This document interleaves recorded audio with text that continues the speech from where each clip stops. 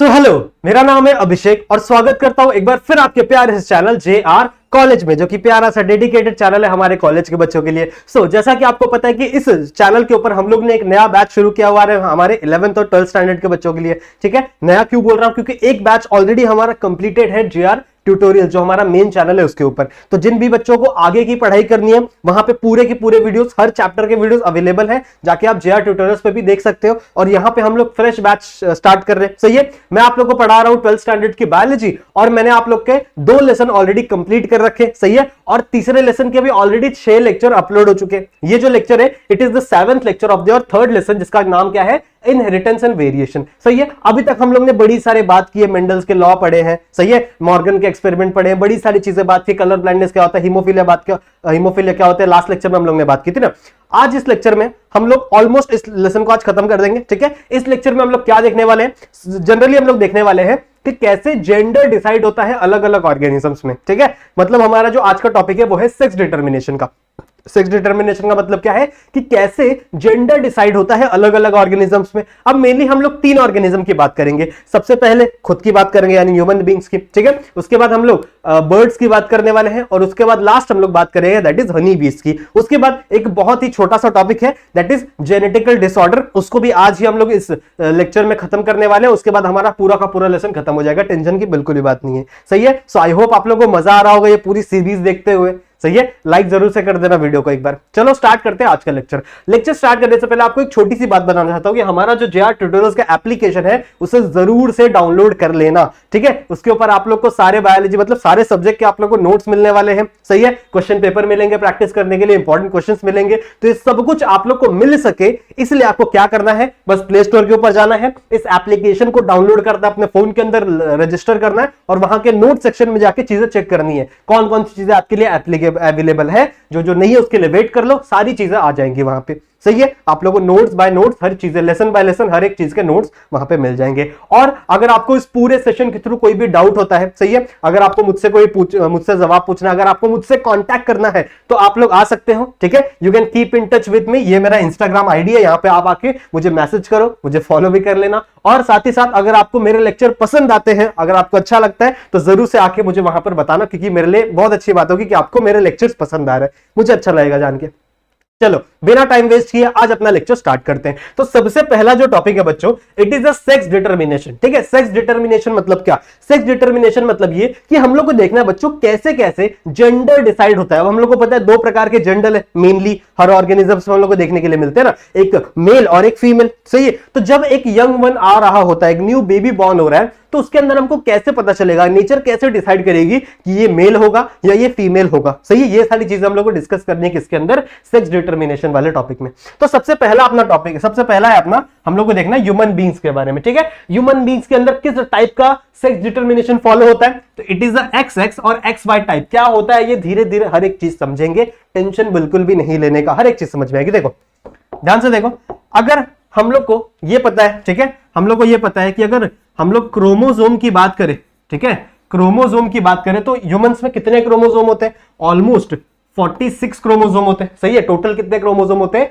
46 chromosome होते हैं। और अगर पेयर की बात करूं, कितने पेयर में है, तो दे आर 23 पेयर। ठीक है, 23 पेयर्स ऑफ क्रोमोसोम। हम लोग को पता है कि जो क्रोमोसोम है वो हमेशा पेयर में प्रेजेंट होते हैं। सही है, पहले आपको लेक्चर नंबर 1 में बताया था होमोलोगस क्रोमोसोम के बारे में। तो हमारे बॉडी में जितने भी क्रोमोसोम है सब होमोलोगस फॉर्म में है। सही है, तो 23 पेयर्स ऑफ क्रोमोसोम क्या है हमारे बॉडी में प्रेजेंट है। सही है, अब मैं बोलूं इसमें से जो पहले 22 क्रोमोसोम है, यानी 1 से लेके पहले जो 22 पेयर ऑफ क्रोमोसोम है, ठीक है, जो 21 से लेके जो पहले 22 पेयर ऑफ क्रोमोसोम है, वो आपके बॉडी की हर एक चीज डिसाइड करेंगे। जैसे आपके बॉडी में कौन सा प्रोटीन बनने वाला है वो डिसाइड करेंगे। सही है, आपके बालों का कलर क्या होगा वो डिसाइड करेंगे। सही है, हर एक चीज आपके बॉडी के अंदर जितने भी प्रोटीन बनेंगे ये पहले 22 क्रोमोसोम, पहले 22 पेयर्स ऑफ क्रोमोसोम डिसाइड करेंगे। इसीलिए बच्चों इनको हम लोग कहते हैं ऑटोजोम्स। ठीक है, इन्हें हम लोग क्या बोलते हैं बच्चों, ऑटोजोम्स। क्लियर है, समझ में आ गया।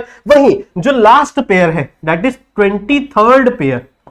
सही है, जो लास्ट 23rd पेयर है, 23rd पेयर, वो क्या डिसाइड करेगा, जो लास्ट वाला पेयर है, सही है, वो डिसाइड करेगा बच्चों आपका जेंडर, कौन सा जेंडर होगा। सही है, 2 प्रकार के हो सकते हैं, अगर आपके बॉडी में 23rd पेयर एक्स और एक्स है, इसका मतलब आप क्या हो, यू आर अ फीमेल।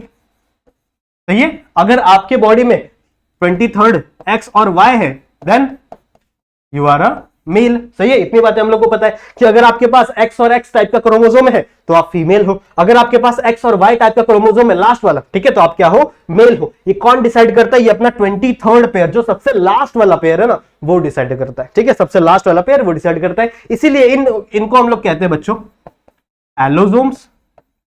इनका नाम है एलोसोम्स, इन्हें एलोसोम्स भी कह सकते हो, या फिर सेक्स क्रोमोसोम। ठीक है, सेक्स क्रोमोसोम। क्लियर है, समझ में आ गया? स्पेलिंग एक बार चेक कर लेना, सब सही है। यहां पे देखो क्या मैंने बोला, जितनी बातें मैंने अभी बताई वो आप लोगों को समझ में आ रही होंगी। क्या बोला मैंने कि इंसान के पास टोटल 46 क्रोमोसोम होते हैं और वो सिंगल सिंगल तो प्रेजेंट नहीं होते, मतलब 23 पेयर ऑफ क्रोमोसोम होते हैं। उन 23 पेयर्स में से जो पहले के 22 पेयर्स हैं, ठीक है, 1 से लेके 22 पेयर्स है, उन्हें हम लोग बच्चों कहते हैं ऑटोसोम्स, जो आगे चले क्या डिसाइड करेंगे, हमारे बॉडी के अंदर जितने भी प्रोटीन्स का फॉर्मेशन हो रहा है वो डिसाइड कौन करेगा, ऑटोसोम्स करेंगे। लास्टली जो 23rd पेयर है, लास्ट वाला पेयर है, वो क्या डिसाइड करेगा, वो हमारा जेंडर डिसाइड करेगा। ठीक है, क्या डिसाइड करेगा, हमारा जेंडर डिसाइड करेगा। तो अगर हम 23rd पेयर जो लास्ट वाला पेयर है वो XX है तो हम क्या होंगे, फीमेल। सही है। और अगर वो XY है तो हम क्या हो जाएंगे, मेल। क्लियर है, समझ में आ गई? इतनी समझ में आ गई बात। और हाँ, इन सबके साथ वो 22 पेयर क्रोमोसोम्स ऑलरेडी रहेंगे, चाहे फीमेल हो तो इसके साथ भी 44 क्रोमोसोम रहेंगे और मेल हो इसके साथ भी 44 क्रोमोसोम रहेंगे।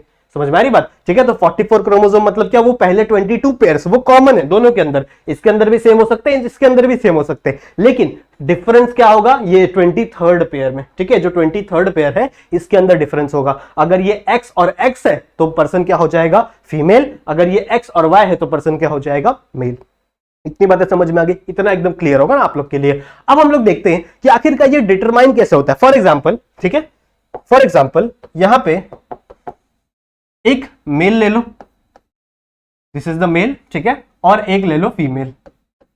ठीक है, ये अपना क्या है, दीज आर ऑल पेरेंट। अब हम लोग क्रॉस करने वाले, याद है पहले बहुत सारे लेक्चर्स में मैंने आप लोगों को क्रॉस सिखाया, क्रॉस कैसे करते हैं अलग अलग ऑर्गेनिजम्स को लेके, तो वही हम लोग करने वाले हैं। मैंने ले लिया एक मेल, ठीक है, और मैंने एक ले ली फीमेल। अब इन दोनों की हम शादी करा देंगे। जैसे ही इन दोनों के बीच में क्रॉस हुआ, सबसे पहले क्या होता है, पेरेंट्स के अंदर सबसे पहले क्या होता है, गैमेट का फॉर्मेशन। तो गैमेट कैसे फॉर्म होते हैं बच्चों, सेग्रीगेट होते हैं। सही है, एक एक्स क्रोमोसोम यहां चला जाएगा, वाई क्रोमोसोम यहां चला जाएगा। कैसे होगा, एक्स क्रोमोसोम यहां आ गया, वाई क्रोमोसोम यहां आ गया। सही है, ये मेल के गैमेट हो गए। वहीं अगर फीमेल की बात करें तो फीमेल के अंदर एक्स क्रोमोसोम यहां चला गया, एक्स क्रोमोसोम यहां चला गया। आप देखो फीमेल के पास दोनों ही एक्स क्रोमोसोम है। सही है, फीमेल के पास दोनों ही एक्स क्रोमोसोम है, तो मतलब फीमेल के अंदर जो भी गैमेट बनेगा वो सेम टाइप का बनेगा। सही है, फीमेल के अंदर जो भी गैमेट बनेगा वो एकदम सेम टाइप का बनेगा, लेकिन मेल के अंदर ऐसा नहीं होगा। मेल के अंदर के पास कुछ गैमेट्स के पास एक्स क्रोमोसोम हो सकता है और कुछ गैमेट्स के पास वाई क्रोमोसोम हो सकता है। सही बात है, इतना समझ में आ रहा है? अब देखो, दीज आर अवर गैमेट्स। ठीक है, ये क्या हो गया, हमारे गैमेट्स। अब क्या होगा, फर्टिलाइजेशन। फर्टिलाइजेशन मैंने आप लोगों को ऑलरेडी सिखाया हुआ है।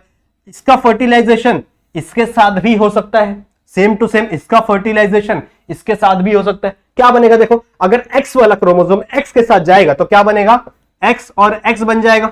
सिंपल है, सही है। वैसे अगर ये एक्स क्रोमोसोम इस एक्स के साथ जाएगा तो यहां पे भी क्या बन जाएगा, एक्स और एक्स सेम में। सही है, समझ में आ रहा है? समझ में आ रहा है? सेम टू सेम ये वाई क्रोमोसोम भी इसके साथ फर्टिलाइज करता है और ये वाई क्रोमोसोम इसके साथ भी फर्टिलाइज कर सकता है। तो अगर ये एक्स और वाई इसके साथ फर्टिलाइज करेंगे तो क्या बन जाएंगे, एक्स वाई। सही है, और ये और एक्स वाई इसके साथ फर्टिलाइज करेंगे तो क्या बन जाएंगे, एक्स वाई। अब हम लोग देख रहे हैं कि यहाँ पे जो अपना जनरेशन है, it is the F1 generation कह सकते हैं हम लोग। ठीक है, ये कौन सी जनरेशन है, अपनी F1 जनरेशन। इसके आगे कुछ हम लोग नहीं करेंगे, टेंशन मत लो। तो यहां से हम लोग क्या पता चल रहा है, ध्यान से देखो कि यहां पे दो बनी है फीमेल। ठीक है, दो क्या बनी है, फीमेल, और दो बने हैं बच्चों मेल। तो अगर इनका मैं रेशियो लिखूं 2/2 कट जाएंगे, यानी 1/1। सही है, 1/1 मतलब चांसेस कितना है मेल बनने का या फीमेल बनने का, ऑलमोस्ट 50%। ठीक है, 50% चांसेस है कि मेल बन सकता है, 50% चांसेस है कि फीमेल बन सकती है। सही है, तो कभी भी चांसेस जो होते हैं ना वो 50-50% होते हैं। सही है, मेल होगा जो बच्चा होने वाला है वो मेल हो सकता है या फीमेल हो सकते हैं, इसके चांसेस ऑलमोस्ट 50-50% होते हैं। और इसको डिसाइड कौन करेगा? इसको क्या फीमेल डिसाइड कर सकती? नहीं, क्योंकि फीमेल के पास तो बच्चों सेम क्रोमोसोम है ना, फीमेल के पास दोनों एक्स क्रोमोसोम है, दोनों एक्स क्रोमोसोम है। इसको डिसाइड कौन करेगा? इसको डिसाइड करेगा मेल। सही है, इसको कौन डिसाइड करेगा? मेल डिसाइड करेगा। क्यों? क्योंकि एक मेल के पास एक्स क्रोमोसोम है और एक मेल के पास वाई क्रोमोसोम है। तो अगर मेल अपना वाई क्रोमोसोम देगा तो मेल पैदा होगा, अगर मेल अपना एक्स क्रोमोसोम देगा तो फीमेल पैदा होगी। सही है, तो ऐसा हम लोग बहुत सारे तुम लोगों ने टीवी सीरीज में देखा होगा, किसी मूवी में देखा होगा, सीरियल में देखा होगा। सही है, कि हमेशा फीमेल को ब्लेम किया जाता है कि फीमेल गर्ल चाइल्ड के लिए, अगर कोई बेटी पैदा हो रही है तो उसके लिए हमेशा फीमेल को ब्लेम किया जाता है। ऐसा बिल्कुल भी नहीं सही है, क्योंकि आप बायोलॉजी पढ़ रहे हो, आप लोग को पता है ना कि रिस्पॉन्सिबल कौन है? फादर। वैसे तो मेल भी, देखो मेल भी रिस्पॉन्सिबल है, ऐसा तो हम लोग बोल नहीं सकते, मेल भी रिस्पॉन्सिबल है, क्योंकि ये सब बायोलॉजिकल थिंग है। सही है, मेल क्या ऐसा थोड़ी किया अपने तरफ से मंत्र मार के वाई क्रोमोसोम भेज रहा है, अपने तरफ से मंत्र मार के एक्स क्रोमोसोम भेज रहा है, वो भी कुछ नहीं कर सकता। ये सब कुछ रैंडम होता है, सब कुछ रैंडम होता है। ठीक है, मेल के पास से एक्स क्रोमोसोम भी जा सकता है, मेल के पास से वाई क्रोमोसोम भी जा सकता है। तो ऑलमोस्ट 50-50% चांसेस होते हैं बच्चों। समझ में आ रही बात? तो एक बोल्ड करके लाइन दी गई है कि mother is not responsible for the girl child. सही है, कौन रिस्पॉन्सिबल होता है? फादर रिस्पॉन्सिबल होता है। क्यों? क्योंकि फादर के पास दो अलग अलग क्रोमोसोम है। सही है, समझ में आ रही बात? सही है, वैसे तो फादर भी रिस्पॉन्सिबल नहीं होगा, क्योंकि ये थोड़ी कुछ कर सकता है। ठीक है, ये थोड़ी अपने हिसाब से ये क्रोमोसोम भेज रहा है, सेपरेट करके नहीं हो सकता ना। समझ में आ रही बात? ठीक है, लेकिन अगर आप बायोलॉजिकल लेवल पे देखोगे, yes, father is responsible for the child, बच्चा मेल होगा या फीमेल। क्लियर है, समझ में आ गया? तो ये था अपना sexual determination of human being. सही है, अब आ जाओ नेक्स्ट पे। ठीक है, नेक्स्ट क्या है अपना? नेक्स्ट है अपना बच्चों बर्ड। ठीक है, अब हम लोग को पढ़ना है बर्ड के बारे में कि बर्ड्स के अंदर कैसे डिटर्मिनेशन होता है सेक्स का। सही है, अब देखो यहां पे फॉलो होता है बच्चों ZW ZZ। सही है, अच्छा एक चीज बताना भूल गया, ध्यान दो मेल वाले में, इसमें बताना भूल गया कि इसका ये जो टाइप है इसको हम लोग क्या बोलते हैं? XX और XY। सही है, XX और XY। तो हमेशा याद रखना है, कभी भी अगर आप एग्जाम में लिखोगे तो कभी भी XY XX मत लिख देना गलती से, ये रॉन्ग हो जाएगा। सही है, टाइप हमेशा क्या है? XX और XY। हमेशा फीमेल को पहले लिखना है और मेल को बाद में लिखना है।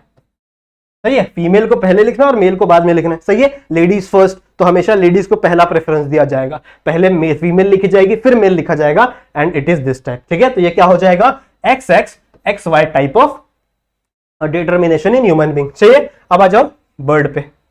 अगर हम लोग बर्ड की बात करें तो बर्ड में क्या देखने मिलता है? ZW और ZZ टाइप। ठीक है, वर्ड्स के अंदर क्या देखने मिलता है बच्चों? हम लोग को ZW और ZZ टाइप हम लोग को चीजें देखने के लिए मिल रही हैं। सही है, ZW और ZZ टाइप। अब देखो फीमेल के अंदर, अगर बर्ड्स के अंदर अगर मैं बात करूं तो बर्ड्स के अंदर जो फीमेल होती है ना, उसके पास डिफरेंट डिफरेंट क्रोमोसोम होते हैं। मैंने आप लोगों को बताया कि सबसे पहले फीमेल को लिखना है फिर मेल को लिखना है।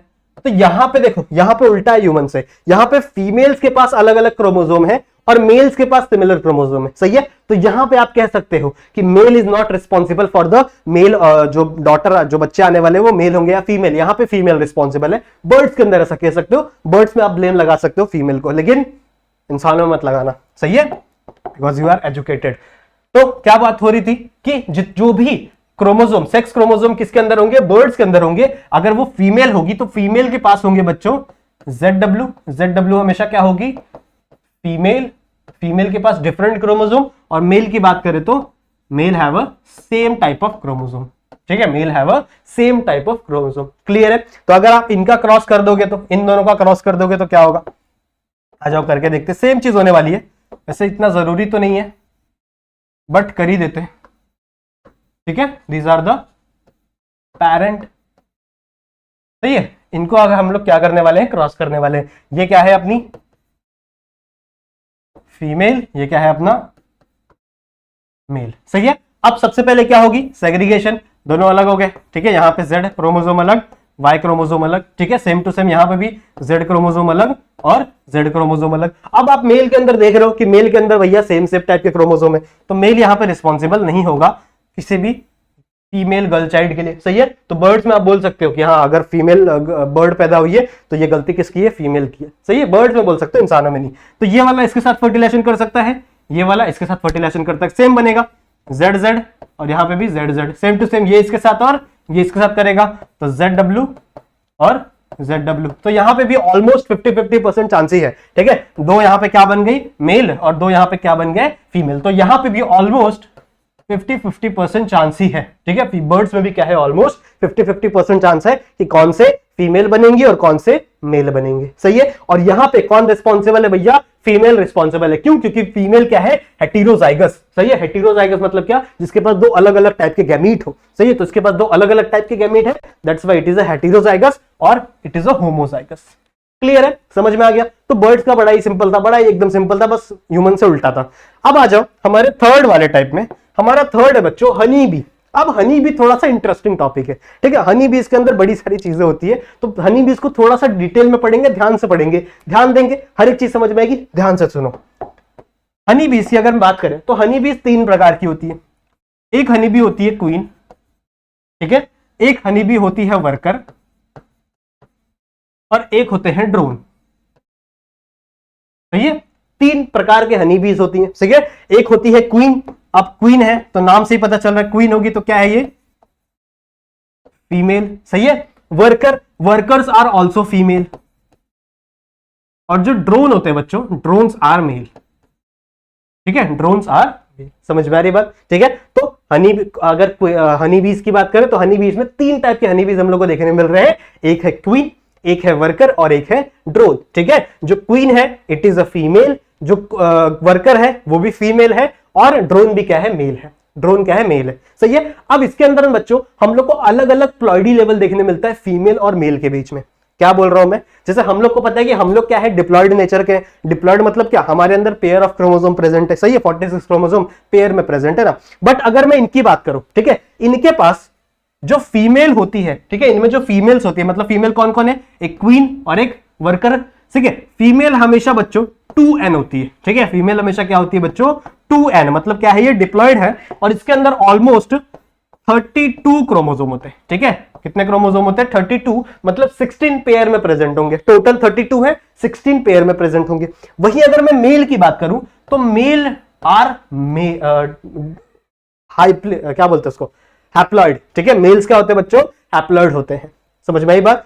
फीमेल्स, अगर हनी बीज की बात हो रही तो फीमेल्स क्या होते हैं, डिप्लॉयड, और मेल्स क्या होते हैं, हैप्लॉइड। इसका मतलब इनके पास टोटल क्रोमोसोम कितने होंगे बच्चों, सिर्फ और सिर्फ 16, ठीक है। सिर्फ और सिर्फ कितने क्रोमोसोम होते हैं इनके पास, 16 क्रोमोसोम।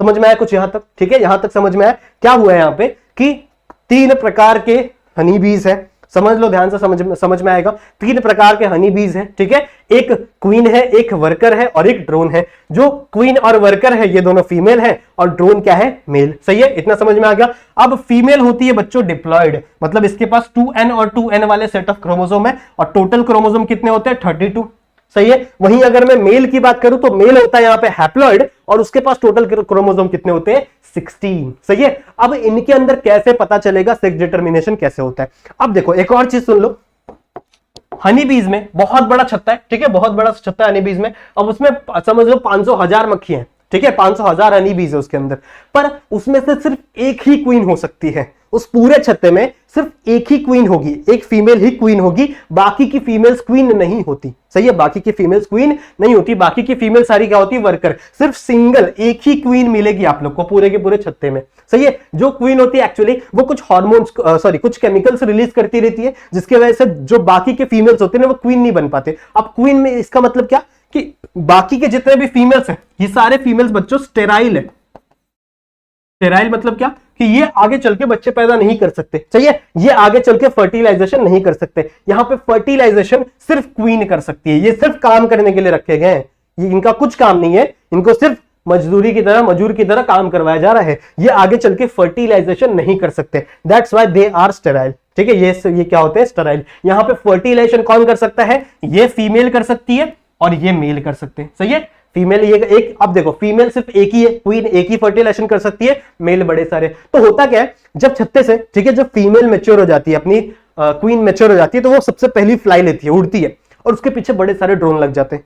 यही होता है ना, ठीक है। लड़कियों के पीछे हमेशा लड़के लग जाते हैं ना, तो उसके पीछे बड़े सारे ड्रोन लग जाते हैं। अब उसमें से कोई एक ही ड्रोन क्या कर पाएगा, अपने जो स्पर्म्स है उसको डिकम्पोज कर पाएगा या फिर डाल पाएगा किसके अंदर, फीमेल की बॉडी के अंदर, सही है। तो आ जाओ देखते हैं, आ जाओ आगे समझते हैं।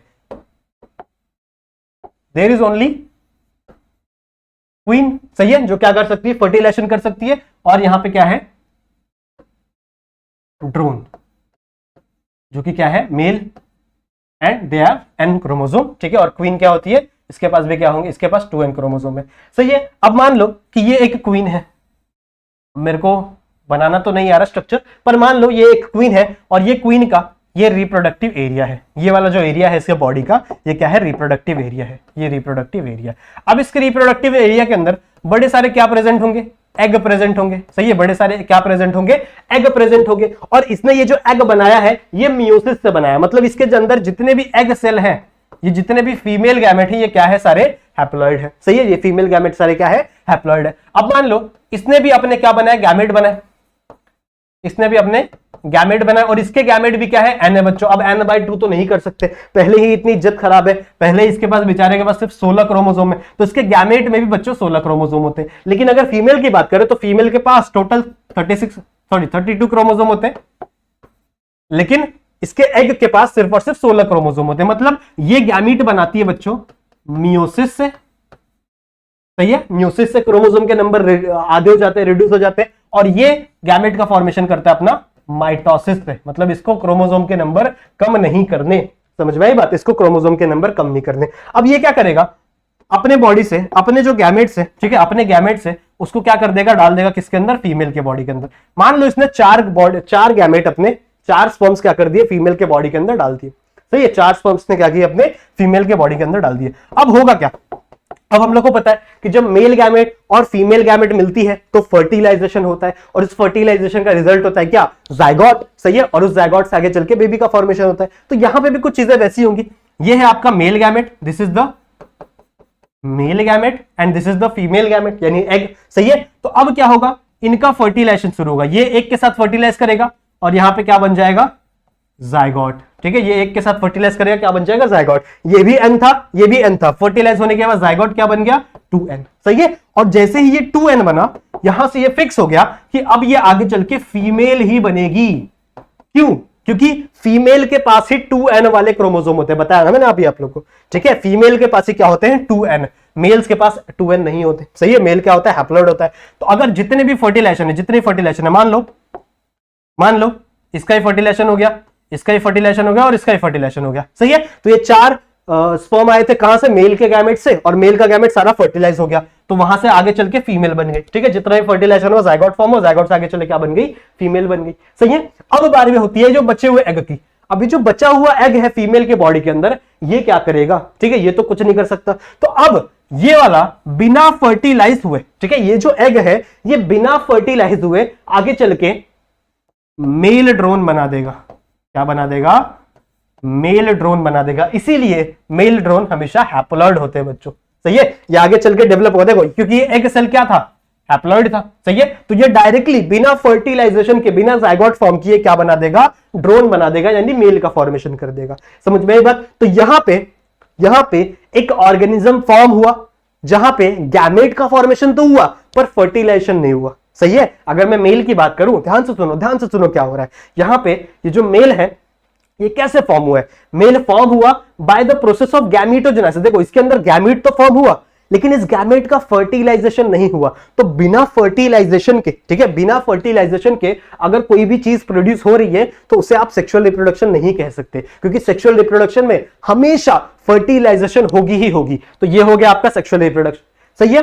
यहां पे गैमेट का फॉर्मेशन हुआ लेकिन सेक्सुअल रिप्रोडक्शन नहीं हुआ, फर्टिलाइजेशन नहीं हुआ। तो इस प्रोसेस को हम लोग कहते हैं बच्चों पार्थिनोजेनेसिस, सही है। इस प्रोसेस को हम लोग क्या कहते हैं, यहां पे लिख देता हूं, इस प्रोसेस को हम लोग कहते हैं पार्थिनोजेनेसिस।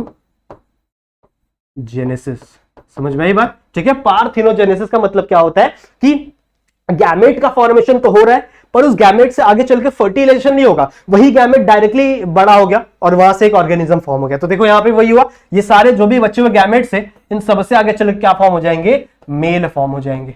इसीलिए मेल के अंदर क्या होते हैं 16 क्रोमोसोम, यानी they are haploid in nature, सही है। इसीलिए मेल क्या होते हैं बच्चों, हैप्लॉइड होते हैं और उनके अंदर 16 क्रोमोसोम ही पाए जाते हैं। क्लियर है, समझ में आ गया, समझ में आ गया इनके अंदर कैसे फॉर्म हुआ। तो थोड़ा सा अच्छे से देख लो, थोड़ा ये तो किचपिच हो गया ना, थोड़ा अच्छे से देख लो। अगर हम लोग बात करें फीमेल की, ठीक है, तो फीमेल क्या होगी, क्वीन। और अगर मेल की बात करें तो मेल क्या होगा, ड्रोन। सही है, समझ में आई बात, ठीक है। ड्रोन का स्पेलिंग गलत हो गया क्या, हाँ स्पेलिंग गलत हो गया, अब सही है, ठीक है, अब सही है।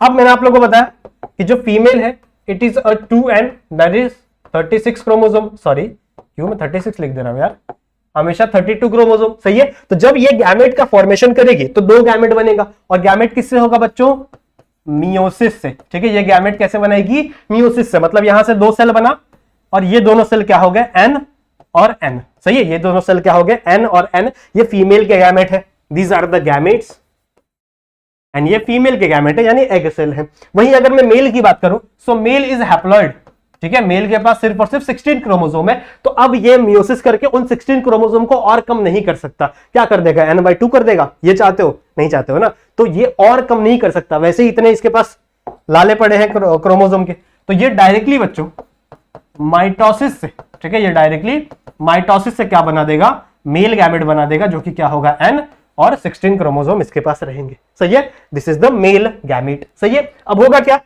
ये दोनों आएंगे, फ्यूज होंगे, और यहां पे जायगोट बन गया। सही है, और इस जायगोट से आगे चल के क्या बन जाएगी, फीमेल। क्यों, क्योंकि जायगोट क्या है, 2n, और फीमेल हमेशा क्या हो सकती है, 2n। और ये जो बचा हुआ एक n है जो फीमेल ने बनाया था, ये डायरेक्टली डेवलप हो जाएगा और यहां से मेल का फॉर्मेशन हो जाएगा। इस प्रोसेस को हम लोग कहते हैं बच्चों पार्थिनोजेनेसिस। सही है, तो इसको थोड़ा लिख लेना, this process is known as parthenogenesis. सही है, ये प्रोसेस क्या कहलाती है, इट इज द फर्टिलाइजर। ठीक है, ये प्रोसेस क्या हो गई, फर्टिलाइजेशन, और ये वाली प्रोसेस क्या हो गई, पार्थिनोजेनेसिस। क्लियर है यहां तक, आई होप आप लोग को समझ में आ गया। हनी भी सही है, अभी भी नहीं समझ में आया है तो कमेंट कर देना, मेरे इंस्टाग्राम पे आ जाना, बता देना, ठीक है, वो समझा दूंगा आप लोग को। बट आई होप इतना अच्छे से मैंने समझाया कि आप लोगों को सब कुछ समझ में आ गया होगा, आप लोग बहुत चालाक हो। चलो, यहां पे हमारा सेक्स डिटर्मिनेशन खत्म हो चुका है। अब हम लोग आगे बढ़ते हैं हमारे दूसरे टॉपिक की तरफ, दैट इज जेनेटिकल डिसऑर्डर। ठीक है, जेनेटिक डिसऑर्डर, ऐसे डिसऑर्डर बच्चों जो हमारे जीन से या फिर क्रोमोसोम से रिलेटेड है, उन्हें हम लोग क्या कहते हैं, जेनेटिकल डिसऑर्डर। समझ में आ रहा है, ठीक है, ऐसे डिसऑर्डर्स जो हमारे जीन से और क्रोमोसोम से रिलेटेड है। अब देखो, जीन से रिलेटेड है तो जीन कहां प्रेजेंट है, डीएनए में, डीएनए कहां प्रेजेंट है, क्रोमोसोम में। सही है, तो जेनेटिकल डिसऑर्डर उसे कहते हैं, मतलब अगर आपके जीन में कोई खराबी आ गया, क्रोमोसोम के नंबर में कोई चेंजेस आ गए, तो it is known as genetical disorder. अब जेनेटिकल डिसऑर्डर बच्चों दो प्रकार के होते हैं, जेनेटिकल डिसऑर्डर दो प्रकार के होते हैं। एक है मेंडेलियन डिसऑर्डर, ठीक है, मेंडेलियन डिसऑर्डर, डिसऑर्डर मतलब कोई भी खराबी, और एक है क्रोमोसोमल डिसऑर्डर, क्रोमोसोमल डिसऑर्डर। ध्यान से सुनेंगे सब समझ में आएगा। सही है, एक है आपका मेंडेलियन डिसऑर्डर और एक है आपका क्रोमोसोमल डिसऑर्डर। अब होता क्या है यहां पे, देखो इसका नाम मेंडेलियन डिसऑर्डर क्यों पड़ा गया, मेंडल ने क्या पढ़ाया था हम लोग को कि कोई भी चीजें, ठीक है, कोई भी जीन अगर आपके पास है तो वो नेक्स्ट जनरेशन में ट्रांसफर हो सकती है। वैसे ही अगर ये आपका फॉर एग्जांपल क्रोमोसोम है और इस क्रोमोसोम में क्या प्रेजेंट है, डीएनए, अगर इस डीएनए का कोई भी जीन खराब हो गया, ठीक है, समझ लो इस लोकस पे यहां पे कोई जीन प्रेजेंट था, आय का जीन प्रेजेंट था और वो खराब हो गया, तो जब ये नेक्स्ट जनरेशन में जाएगा तो ये खराब वाला जीन लेकर जाएगा और उसको भी ये बीमारी देगा। समझ में आ रही बात, मतलब अगर आपका जीन पे कोई प्रॉब्लम आती है, जीन में कोई प्रॉब्लम आती है, डीएनए के अंदर कोई प्रॉब्लम आती है, तो उसे हम लोग क्या बोलेंगे, दैट इज मेंडेलियन डिसऑर्डर। और ये जो डिसऑर्डर है, ये जो बीमारी है, ये मेंडेलियन ये लॉ फॉलो करता है, मतलब अगर ये एक जनरेशन में है तो ये दूसरे जनरेशन में जाएगा, अगर डोमिनेंट इसको जो सप्रेस कर दिया तो ये सप्रेस रहेगा, लेकिन जैसे ये रिसेसिव वाले के साथ आएगा, ये खुद को एक्सप्रेस करने लगेगा। तो ये मेंडेलियन लॉ को फॉलो करती है, दैट्स व्हाई ऐसे बीमारियों को हम लोग क्या बोलते हैं, मेंडेलियन डिसऑर्डर। और ये हमेशा बच्चों जीन पे अफेक्ट करती है, जीन के अंदर कोई म्यूटेशन हो गया, जीन कोई खराब हो गया, सही है, म्यूटाजन की वजह से कोई भी जीन अगर खराब हो गया तो हम लोग क्या कह सकते हैं, it is a Mendelian disorder. वहीं अगर आपके क्रोमोसोम के नंबर में कोई चेंजेस आ गए, सही है, जैसे हमारे पास 46 क्रोमोसोम है, टोटल 46 क्रोमोसोम है, मान लो किसी भी कारणवश, किसी भी प्रॉब्लम की वजह से आपके पास 47 क्रोमोसोम आ गए, या फिर आपके पास 45 क्रोमोसोम आ गए, मतलब या तो क्रोमोसोम के नंबर चेंज हो गए, बढ़ गए, या तो क्रोमोसोम के नंबर कम हो गए। इस कंडीशन को हम लोग क्या बोलेंगे, दैट इज क्रोमोसोमल डिसऑर्डर। तो अगर क्रोमोसोम के नंबर में कुछ प्रॉब्लम आती है तो it is a chromosomal disorder, और अगर जीन में कोई प्रॉब्लम आती है, समझ में आ रहा है, क्रोमोसोम के अंदर जो जीन प्रेजेंट है उसमें कोई प्रॉब्लम आती है, then it is known as Mendelian disorder. I hope आप लोग को सब क्लियरली समझ रहा होगा।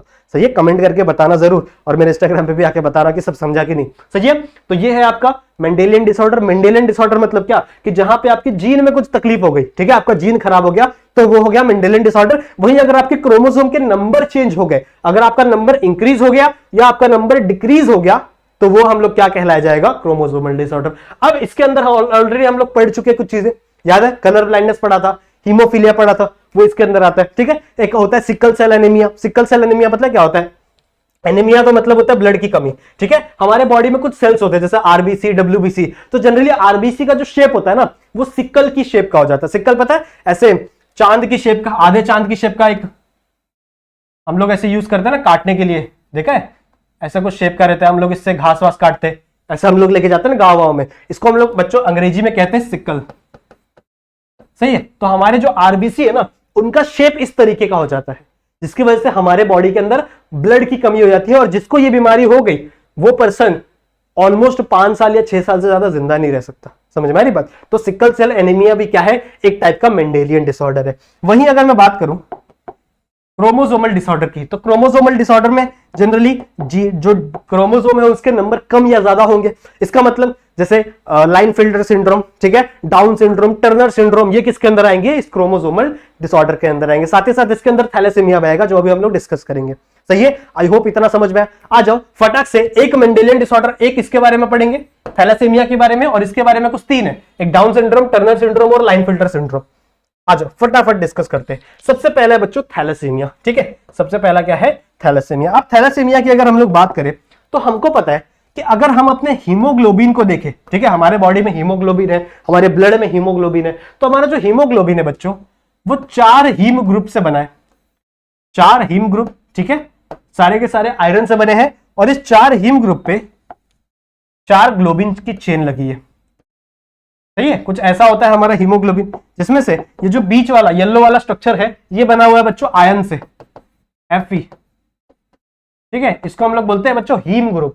और हमारा ये जो साइड साइड में दिख रहा है, it is a globin chain.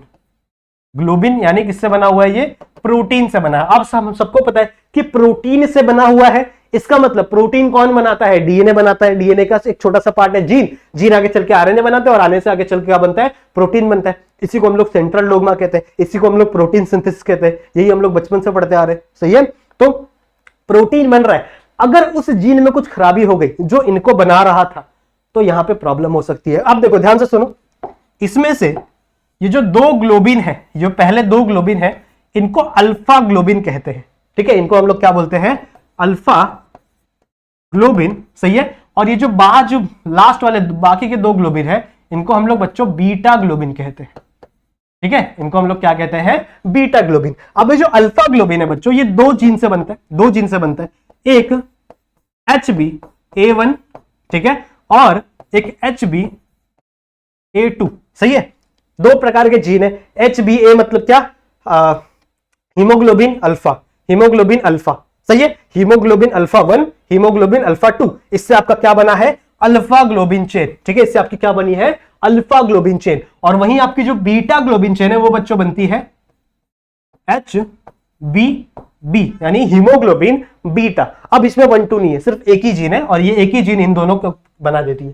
सही है, अब अगर आपके बॉडी के अंदर ये जीन खराब होंगे, ठीक है, अगर आपके बॉडी के अंदर अल्फा वाले जीन खराब होंगे, तो इससे आगे चल के अल्फा ग्लोबिन नहीं बन जाएगा, और आपको बच्चों हो जाएगा।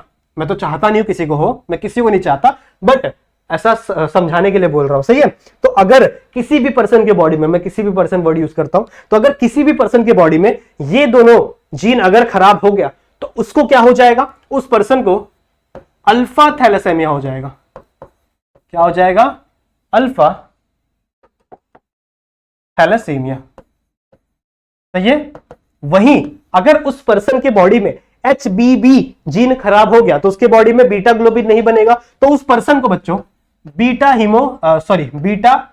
थैलेसीमिया हो जाएगा। समझ में आई बात। तो थैलासेमिया दो प्रकार के हो गए, एक अल्फा थैलेसेमिया और सॉरी यहाँ पे बीटा बना दिया यार मैं, अल्फा बना दिया, सॉरी यहाँ पे it is the beta thalassaemia. सही है, तो दो प्रकार के थैलासेमिया हो गए, एक अल्फा थैलेसेमिया और एक बीटा थैलेसेमिया। अल्फा थैलेसेमिया मतलब क्या, जो अल्फा ग्लोबिन चेन नहीं बना पा रहे, इट इज अल्फा थैलेसेमिया। जो बीटा ग्लोबिन चेन नहीं बना पा रहे, it is a beta globin thalassaemia. सही है, बीटा अल्फा ग्लोबिन कौन बनाता है, HB1 और HB2। HB1 का फुल फॉर्म क्या है, हीमोग्लोबिन हीमोग्लोबिन अल्फा और हीमोग्लोबिन बीटा। वहीं अगर मैं इसकी बात करूं तो इट इज हीमोग्लोबिन बीटा। सही है, sorry it is haemoglobin alpha 2, haemoglobin alpha 1, थोड़ा सा कंफ्यूजन हो गया। सही है, तो ये आपका थैलासेमिया हो गया। अब ऐसे पर्सन को अगर जिसको थैलासेमिया हो जाता है, उसके अंदर बड़े सारे अलग अलग टाइप के सिम्टम्स देखने के लिए मिलते हैं। उसके बॉडी में मेंटल रिटार्डनेस, सही है, उसका जो दिमाग है वो अच्छे से काम नहीं करता, उसके बॉडी में बड़ी सारी प्रॉब्लम्स होती है। सही है, तो ये कुछ ये चीजें हो गई। ठीक है, ये बात हो गई अपनी थैलासेमिया के बारे में। नेक्स्ट अपन चलते, ये हो गया अपना, सिर्फ एक ही था हम लोग को जेनेटिकल डिसऑर्डर, मेंडेलियन डिसऑर्डर सिर्फ एक ही पढ़ना था, दो ऑलरेडी पढ़ रखे हम लोग। कौन कौन से, एक आपका हीमोग्लोबिन, सॉरी हीमोग्लोबिन नहीं, एक आपका कलर ब्लाइंडनेस और एक आपका हीमोफीलिया, हीमोग्लोबिन बोल दिया था, हीमोफीलिया। सही है, तो ये हम लोग ने पढ़ लिया, वो भी आता है मेंडेलियन डिसऑर्डर में भी और ये भी आता है आपका मेंडेलियन डिसऑर्डर में भी। साथ ही साथ मैंने आप लोग को सिकल सेल एनीमिया बता दिया। अब अपन चलते हैं बच्चों क्रोमोसोमल डिसऑर्डर पे। ठीक है, तो क्रोमोसोमल डिसऑर्डर पे सबसे पहला है बच्चों डाउन सिंड्रोम। ठीक है, सबसे पहला क्या है, डाउन सिंड्रोम। अब डाउन सिंड्रोम म्हणजे काय, डाउन सिंड्रोम मतलब क्या, डाउन सिंड्रोम मतलब क्या, इसको हम लोग 21 ट्राइसोमी भी कहते हैं, 21st ट्राइसोमी। हम सबको पता है कि हमारे पास टोटल 23 पेयर्स ऑफ क्रोमोसोम है। सही है, हम सबको पता है कि हमारे पास कितने पेयर ऑफ क्रोमोसोम है, 23 पेयर ऑफ क्रोमोसोम है। तो इसमें से जो 21st पेयर है, सही है, जो 21st पेयर है बच्चों, वहां पे 3 क्रोमोसोम आ जाते हैं गलती से। सही है, कितने क्रोमोसोम आ जाते हैं, 3 क्रोमोसोम आ जाते हैं। इसीलिए इसको हम लोग बोलते हैं 21st ट्राइसोमी। ट्राइसोमी मतलब क्या, 3 क्रोमोसोम। कहां पे 3 क्रोमोसोम आ गए हैं, 21st वाले पोजीशन पे। ऐसे बीमारी हो, अगर ऐसे कुछ हो गया तो उस पर्सन को डाउन सिंड्रोम हो जाता है। अब ये होता कैसे, देखो ध्यान से बस समझाता हूं, किसी पर्सन को डाउन सिंड्रोम होगा कैसे।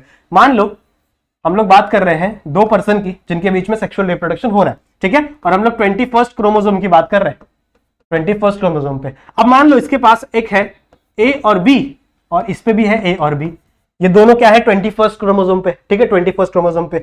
अब यहां पे गैमेट फॉर्म होगा। सही है, होना क्या चाहिए, ए इधर आ जाना चाहिए, बी इधर आ जाना चाहिए, लेकिन होता क्या है, किसी किसी के अंदर ए और बी बच्चों साथ में आ जाता है। सही है, और यहां पे कुछ नहीं आता, ऐसा होता है किसी किसी में। सही है, और अगर ये एक साथ आके फर्टिलाइजेशन कर लिए तो यहां पे क्या बन जाएगा, ए बी और बी, मतलब 21st पोजीशन पे कितने क्रोमोसोम आ गए, 3 क्रोमोसोम आ गए। कितने क्रोमोसोम आ गए, 3 क्रोमोसोम आ गए। इसे हम लोग क्या बोलते हैं, डाउन सिंड्रोम। अब इसके सिम्टम्स क्या क्या है, कुछ चीजें मैंने लिख के लाई है, इसके कौन कौन से सिम्टम्स है वो थोड़ा सा देख लो। सबसे पहला है बच्चों मेंटल रिटार्डनेस। मेंटल रिटार्डनेस मतलब क्या, उस बच्चे का जो दिमाग है वो थोड़ा सा अंडर डेवलप होगा, वो ज्यादा डेवलप नहीं होगा, थोड़ा सा दिमागी कमजोर हम लोग को देखने मिलेगा। सही है, उसके बाद दूसरा क्या है, पुअर स्केलेटल डेवलपमेंट। ठीक है, उसके अंदर के जो स्केलेटल्स होंगे उनका अच्छे से डेवलपमेंट ही नहीं होगा। उसके बाद थर्ड क्या है, स्मॉल हेड। ठीक है, उसका जो हेड है वो क्या होगा, छोटा होगा, ईयर्स छोटे होंगे और उसके माउथ क्या होंगे, छोटे छोटे। सही है, ये सारे स्ट्रक्चर क्या होंगे, थोड़े से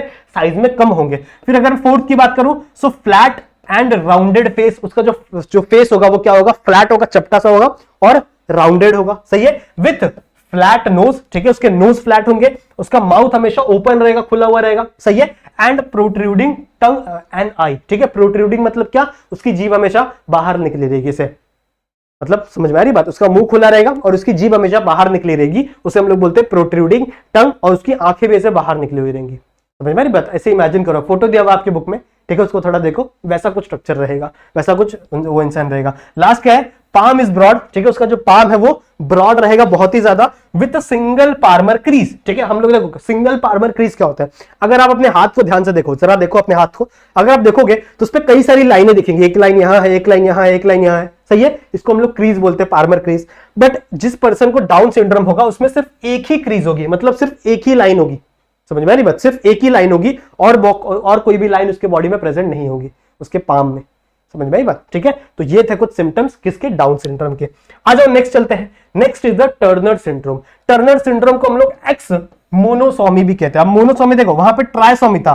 ट्राइसोमी मतलब क्या, 3 क्रोमोसोम, मोनोसोमी मतलब सिर्फ एक क्रोमोसोम, मतलब इसका जो सेक्स हार्मोन है, सॉरी सेक्स हार्मोन बोल रहा हूं, सेक्स गैमेट है, ठीक है, सेक्स क्रोमोसोम है, वहां पे सिर्फ और सिर्फ एक ही हार्मोन, एक ही क्रोमोसोम बचा हुआ है। सही है, ये कैसे होता है देखो लो ध्यान से। फॉर एग्जाम्पल कोई पर्सन है एक्स और एक्स, सही है, और कोई है एक्स और Y, there is a female and there is a male. Generally ये जो चीजें होती है फीमेल के अंदर ही होती है, ठीक है, फीमेल के अंदर ज्यादा प्रॉब्लम होता है। जब एक फीमेल की एज बढ़ जाती है ना, तो उस फीमेल के अंदर जो क्रोमोसोम्स है ना, वो बहुत ही अनलाइकली रिएक्ट करने लगता है, मतलब उनके अंदर बड़ा अजीब तरीके का गैमेट फॉर्मेशन होने लगता है। सही है, तो होगा क्या इस फीमेल में, एक्स और एक्स क्रोमोसोम दोनों यहां चले जाएंगे और इसके अंदर कुछ नहीं आएगा। सही है, इसके अंदर कुछ भी नहीं आएगा। वहीं अगर मेल की बात करें तो एक एक्स क्रोमोसोम यहां, एक वाई क्रोमोसोम यहां। जब इसका और इसका फ्यूजन होगा आगे चल के, तो यहां पे क्या बनेगा, एक एक्स, और यहां पे कुछ नहीं है ना, तो इसको 0 लिख देते। यहां पे कुछ भी नहीं है तो इसको 0 लिख देते। सही है, तो इट इज एक्स और यहां पे कोई क्रोमोसोम नहीं है, इसीलिए इसको हम लोग बोलते हैं एक्स मोनोसोमी। सही है, इसको हम लोग क्या बोलते हैं, एक्स मोनोसोमी। क्लियर है, समझ में आ गया, यहां तक क्लियर है, यहां तक क्लियर है। आई होप आप लोग को यहां तक सारी चीजें क्लियर होंगी।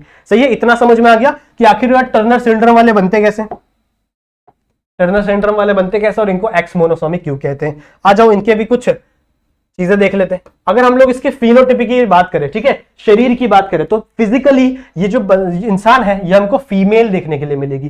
सही है, पर्सन क्या होगा, फीमेल होगा, बट इसका जो ओवरीज है और ब्रेस्ट है वो काफी पुअर डेवलपमेंट होगा, मतलब वो अच्छे से डेवलप नहीं होगा। समझ में आ गई बात, मतलब ओवरीज के अंदर ओवम डेवलप नहीं हो पाएंगे, दैट्स व्हाई ये स्टेराइल होगी बच्चों।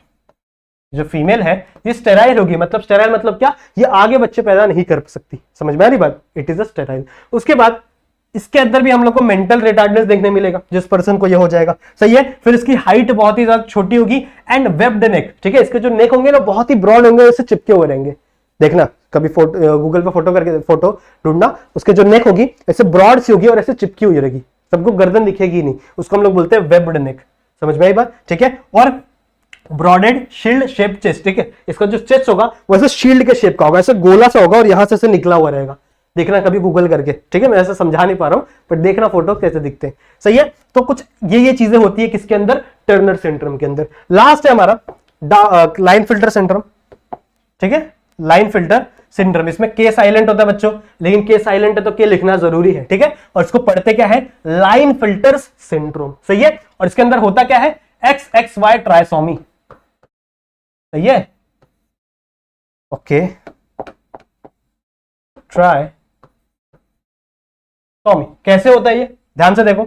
एक फीमेल है, ठीक है, जिसके पास एक्स और एक्स क्रोमोसोम है, एक मेल है जिसके अंदर एक्स और वाई क्रोमोसोम है। मेल के अंदर जल्दी ये प्रॉब्लम देखने के लिए नहीं मिलती, मेल यहाँ पे एक्स और वाई क्रोमोसोम यहाँ पे आ गए, मेल के अलग हो गए एक्स और वाई क्रोमोसोम, ठीक है। फीमेल्स के अंदर होता है एक्स एक्स क्रोमोसोम यहां चले गए और इसमें कुछ नहीं गया।